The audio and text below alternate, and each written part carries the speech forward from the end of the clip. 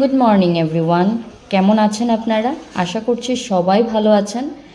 আর আপনাদের আশীর্বাদে আমি এবং আমার পরিবার সবাই আমরা ভালো আছি। আজকে নিয়ে চলে এসেছি একটা ব্লগ। প্রত্যেক দিন ব্লগ দিতে পারি না, আমি জানি আপনারা অপেক্ষায় থাকেন আমি ব্লগ দেব।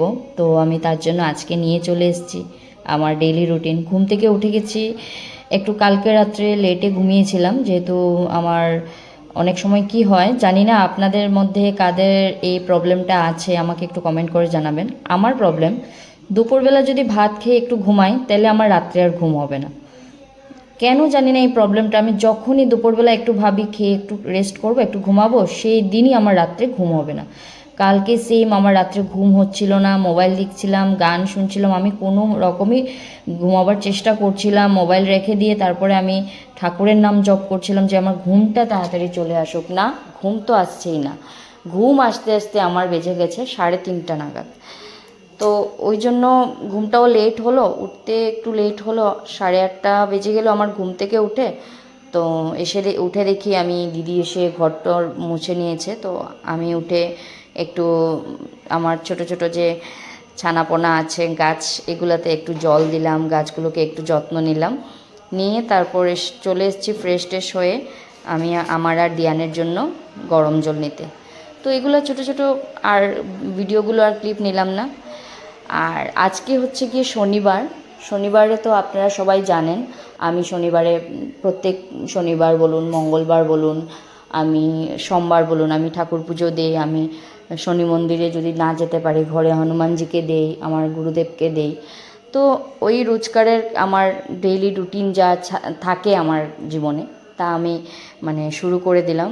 তো আজকে শনিবার, আর তার মধ্যে আজকে হচ্ছে কি বিপত্তারিণী পুজো। তো বোনের বাড়ি থেকে ইনভিটেশন এসছে আজকে, দুটো জায়গা থেকে এসেছিলো। তো একটা জায়গায় যাব না, অনেক দূর হয়ে যাবে।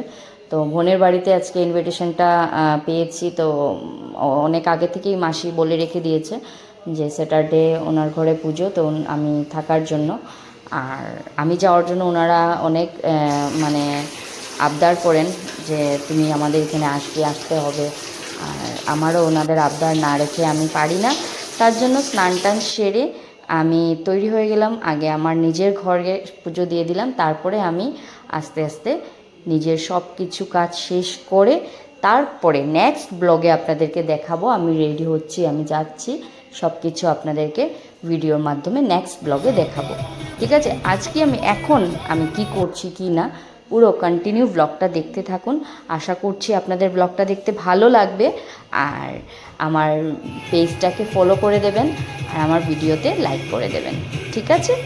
আর কমেন্টটা খুব কম আসছে, কমেন্টও করবেন। যত আপনাদের সাথে আমার পরিচয়টা বাড়বে, আমারও আপনাদেরকে চিনতে সুবিধে হবে, আর আপনাদেরও আমাকে চিনতে সুবিধেই হবে। ঠিক আছে, চলুন ব্লগটা কন্টিনিউ করছি।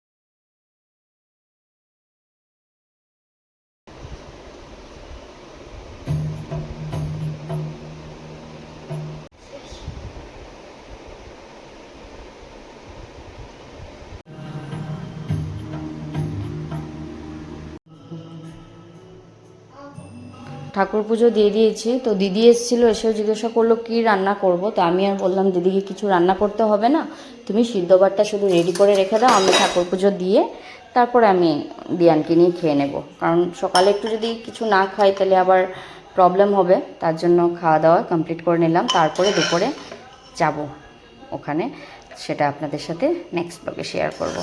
ঠিক আছে, ভালো থাকবেন সবাই, সুস্থ থাকবেন সবাই।